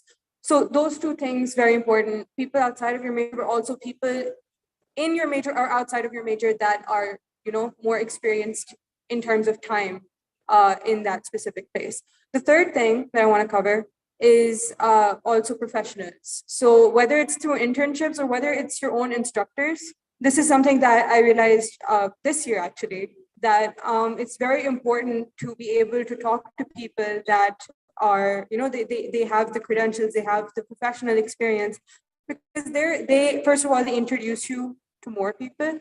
And secondly, they teach you about how, the real world works, basically, like how it works to be an adult. Because right now we're all basically children. We have lived sheltered lives. We don't fully understand the complexities of the workplace, even if we've done a few internships. So that those three things I think are very cool. We're a little short on time. Then अगले सवाल पूछूंगा. अच्छा यार, honestly बताओ, किसने बाहर जाने के प्लान बनाए? कि पाकिस्तान में नहीं रहना यार, यहाँ पे तो कुछ है ही नहीं. Everybody I talk to nowadays who's like 20, 21, he or she just wants to leave Pakistan. So एक तो ये कि मसला क्या है इतना ज़्यादा पाकिस्तान से यार, पूरी जिंदगी ही रहे हो, और किस का प्लान है बाहर जाने का और क्यों? So then go first. So plan Pakistan से बाहर जाने का on only that condition, अगर मैं MS करूँ पाकिस्तान बाहर से, MS के लिए for master's degree, right? So or for good job, right? But won't stay there long. मैंने जिस तरह पहले कहा कि I'm very patriotic by nature, तो मैं I'll basically try कि settle हूँ पाकिस्तान में and make sure कि पाकिस्तान का जो नाम है वो रोशन कर सकूँ. मास्टर्स तो यहाँ से भी हो जाता है, मतलब फास्ट कराता है, हजारों यूनिवर्सिटीज कराती है, लम्स कराते हैं, तो बाहर क्या करने जाने मास्टर्स करने? Exactly, yeah, that's true. That's the same reason I just told about those two issues with our education system. That's the reason कि मैं MS पाकिस्तान से नहीं कर सकता. So you think बाहर का एजुकेशन सिस्टम बहुत अच्छा है, यहाँ में मसले हैं? Yes, definitely. Okay, cool. Abia? Okay, so yeah, I plan on doing a part of my education abroad as well. The reason for that is I think that in this day and age, it's very important to be a global citizen along with your own country. The reason for that is that it's very, I don't think it's the right mindset to assume that, we can do everything ourselves. It's very important to learn from others. It's important to pick up on things. It's important to learn solutions that might not have occurred to us or that we don't know how to implement. So in that regard, I think it's very necessary to learn as a global citizen as well as in your own country, because that way you can better improve the place you come from. So yes, I do think it's necessary right now to learn on that scale. I think I will not go abroad for the studies because the skill set that I need or to pursue my profession, I can learn them online. And online, there are so many universities that are providing, like Harvard University is providing CS courses and graphic designing courses and designing courses online. So I think I will stay in Pakistan and do online whatever I have to do. So does going and coming back counts as? Yeah, if you leave the country, you're going out, right? So yeah, Yeah. So most of my plans involve like gaining more experience for my passion. Someone in the last talk had already mentioned about Minecraft for using as a means to solve city planning. And at that statement, I got pretty excited because I also wanted to be a part of Minecraft as well. It's one of my favorite games that I play on a regular basis. So part of that overseas venture is mostly for experience. And after coming back to my own country, I would love to create these kinds of experiences and products which involve the culture and the customs of this country. I had seen those the game jam participations, and I got pretty excited that these students and these people have made these awesome types of games which involve the customs and the traditions of this country. So I would like to make a full-scale game feature on these customs and traditions of our country. It's interesting you say, again, I want to go out and gain experience, and you work for Mindstorm. Kasim is here. In front of the studio director, yeah. That's brave. I might be gone any moment. Okay, cool. So one last question, we'll wrap up the conversation.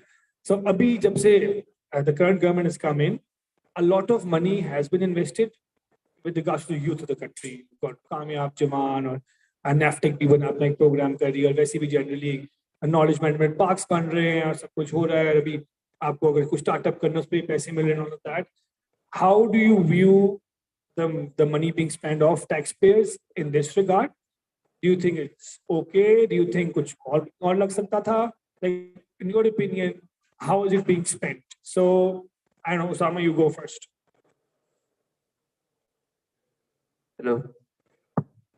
So about the Kamyab Jaman venture, I hadn't known about it till very recently, and the part of it, I think it's on me because like I don't actually like follow these types of things. But the part that I would insist upon is about more exposure and about the engagement on these ventures.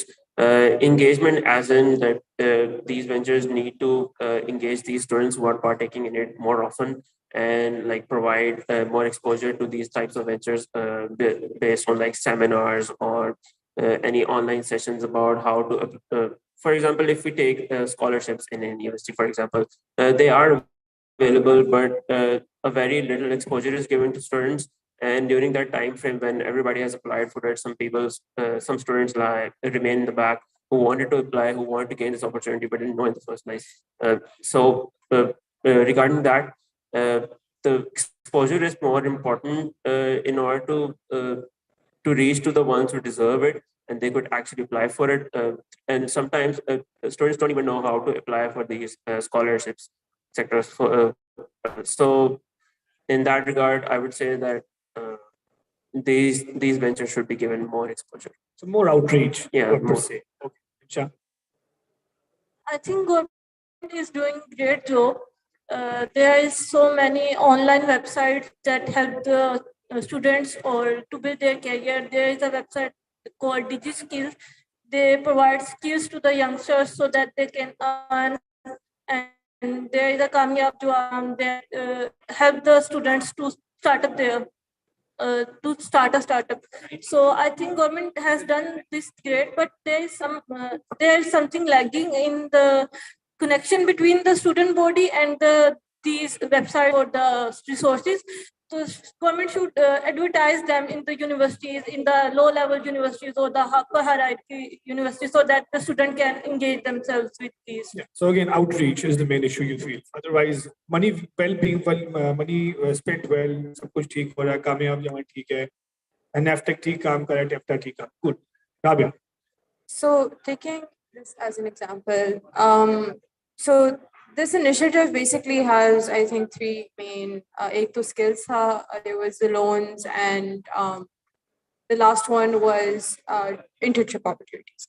So the issue, in my opinion, with like the main issue that I see at least, like it's a good starting point, but the problem still stands that this focuses on after graduation for students that are sort of like, for students that have sort of like passed the exploration stage.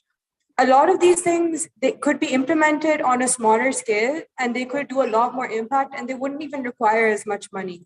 If internships were offered to students while they're doing their high school diploma or they're doing their undergraduate studies, a lot of these students, I personally, when I was looking for internships between graduation and starting university, even in like these 2 years, my concern wasn't like making an income, because of course I'm still a student right now, but I want the experience. And the experience and the work experience you get right now, it goes a long way in terms of helping you develop like after graduation.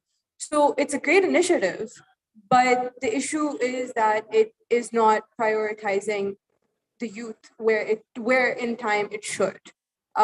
It's great for people that need it in the future because things didn't work out, which happens as well. But this could have been a preventative measure if it was just implemented on a smaller scale earlier on. So less collective, more preventive. That's your thought process. Okay. Yes. Then really quick, rewind it up. Yeah. So by the way, those facts were that if you are applying for an IT startup in Kamyab Jawad program, the minimum age limit is 18 years old and you only required matriculation. Okay, so there are advantages. But for the other thing that NAFTEC thing, yeah, that is a big bit of bummer that you are doing internship after the graduation. About the Kamyab Jawan program, so I have some figures and they say that Pakistan's Prime Minister, this Kamyab Jawan program has almost given 35.8 billion rupees as a loan to all those who are doing startup, not just in IT, but in clothing, in like other mining also. So you can see there are a lot of opportunities coming by, and that's a good starting point. But you know, there's always a room for improvement. And I'm sure I'm not that much qualified to point out all the improvements, but only thing I would say about the NAVTech that internship should be between the graduation period, not after the graduation. So that's my take on it.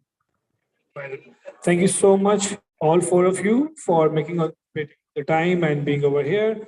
And thank you so much, everybody, for being part of this conversation. You're a very patient crowd. I guess we need to move forward. So thank you.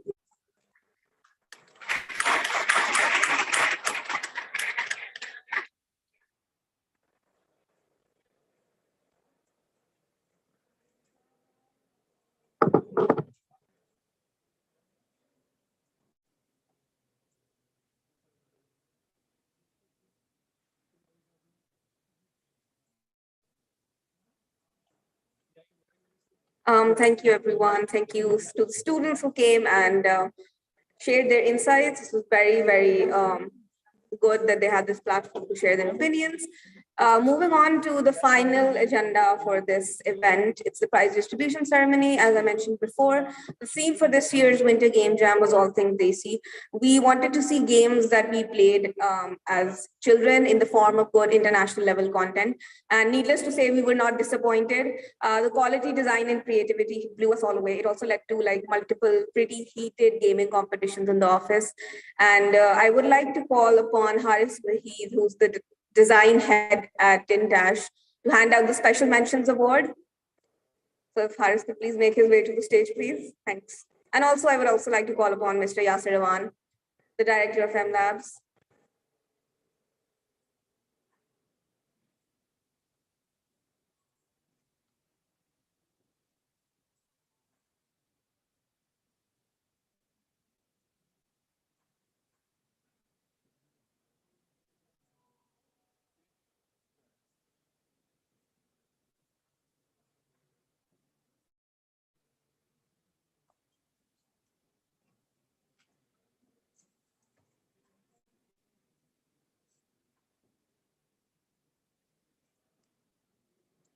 The award for outstanding gameplay. So the award for outstanding gameplay goes to Team Black Hawk for their game Baraf Pani. It was brilliantly developed. Would you please make your way to the stage, please? I think you're all here, if I'm not wrong. No, they're not here. Yeah, come on up.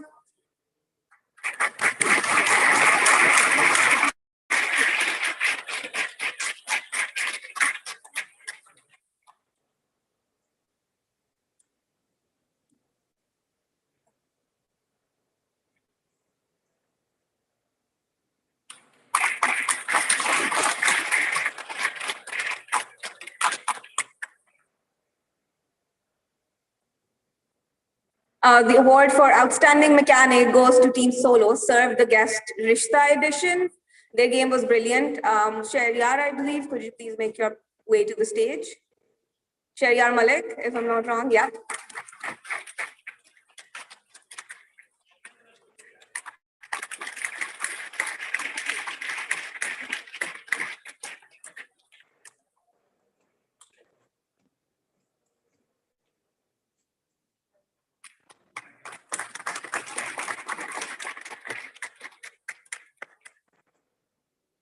The special mention for best character design goes to Team Sad Elf for their game Chiryauri, which, by the way, I'm still playing, so it was pretty good. Could you please make your way up to the stage, please? Sad Elf Games.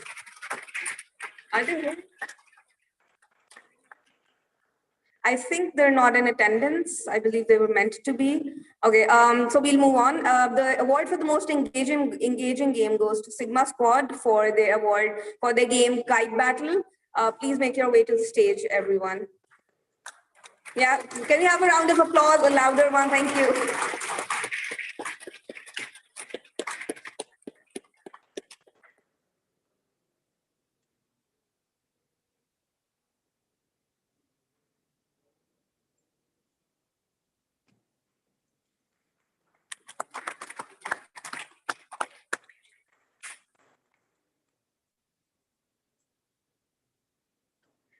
The award for outstanding art goes to Team Space Bar, who I believe have come all the way from Islamabad, for their game Chai Kahaniya. If you could all please make your way to the stage. Thank you.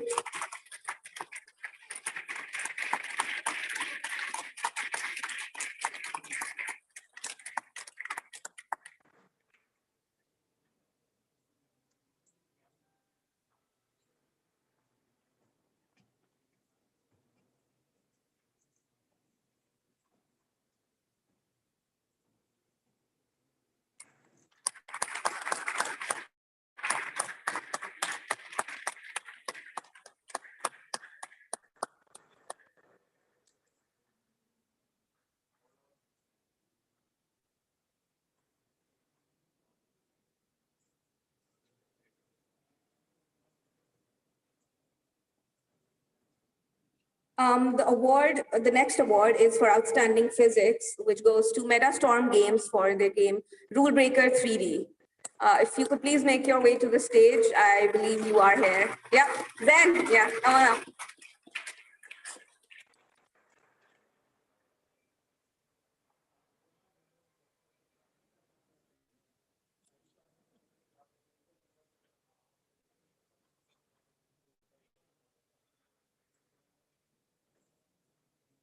The next award is for most hilarious game. This is the one that had all of us in fits. It's for Team Bad Puppets, and their game was called Doodh Pilai. Please make your way up to the stage. I believe they're here.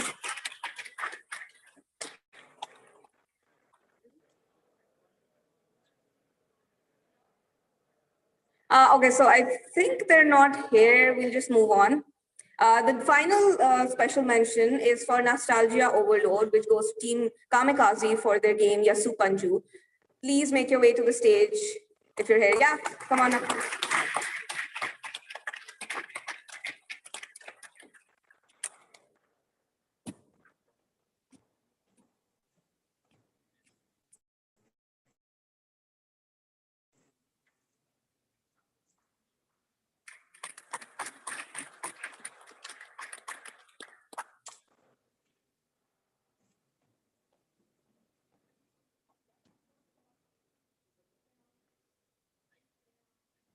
Thank you, Haris, for handing out the special mention to the board, and thank you for coming as well. I would also like to now, for the final, for the first, second, and third positions, I would like to invite on stage the studio director at Mindstorm Studios, Mr. Qasim Asad, to come hand out the awards, please. Thank you.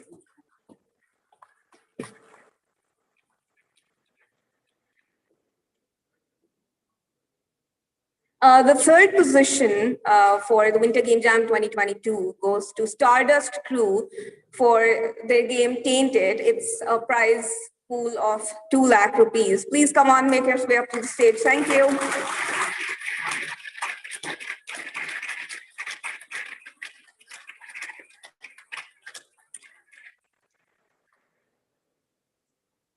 Let's have a round of applause, please.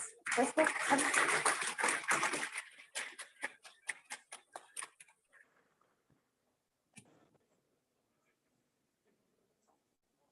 So they came all the way from Karachi. I think they deserve a larger round of applause.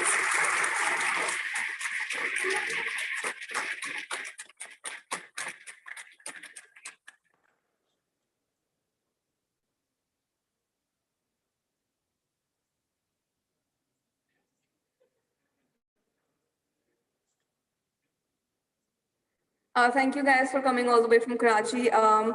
The second position for a prize of 3 lakh rupees goes to Team Red Line for possibly the funniest named game in the entire competition, called Adventures of Doodoo Man.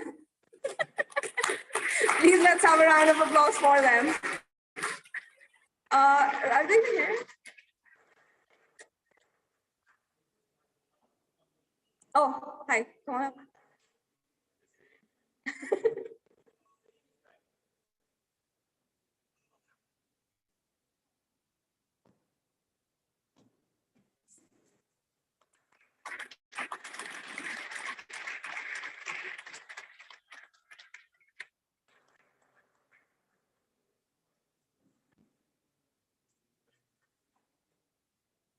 And the winner of the Winter Game Jam 2022 is Team Squid Gamers for their game Legend of Mola Jat, and they won a prize of 5 lakh rupees. Please give them the largest round of applause.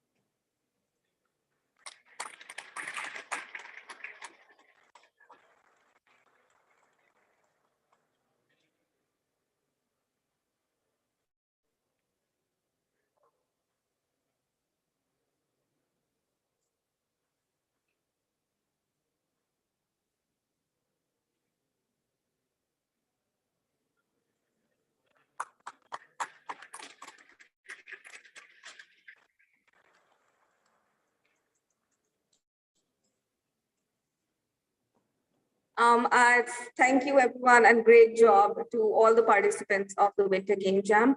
Now I would like to call upon Dr. Zain Farooq to please accept a small gift on our behalf for your participation. Can we have a round of applause for him, please? Thank you.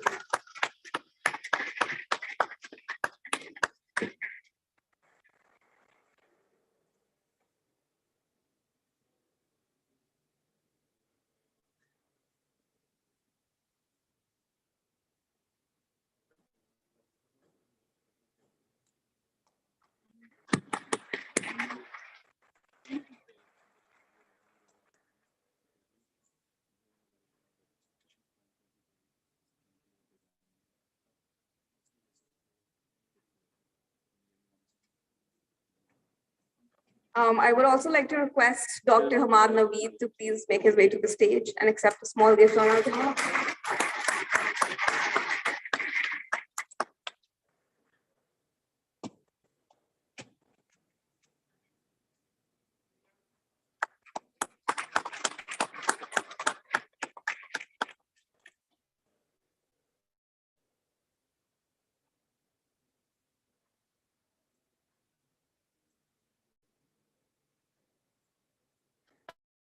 Thank you, everyone. I hope this evening has been refreshingly enlightening. Refreshments will be served shortly. Have a good evening and Allah Hafiz. I think, oh, can we have a round of applause for the 5 volunteers who worked tirelessly to register everyone at the event and helped us throughout, yeah.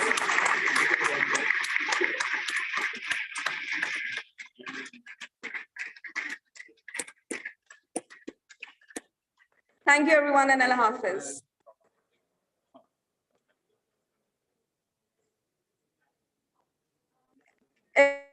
Everyone can please collect theirs who won the special mentions can please collect their certificates from Mohsin. Thank you.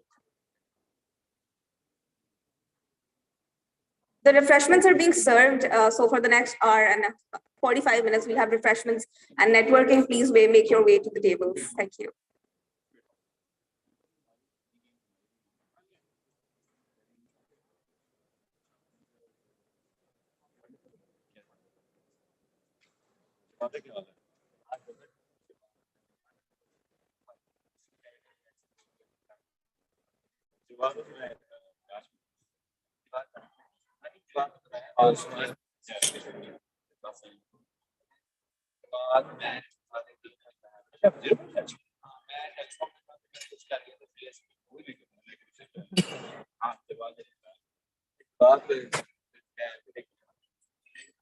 Very humble, very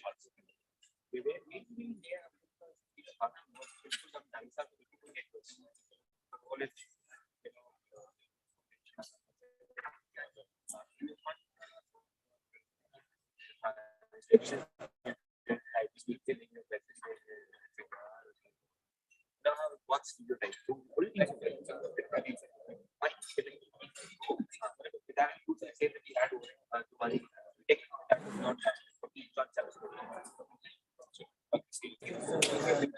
We have now bring in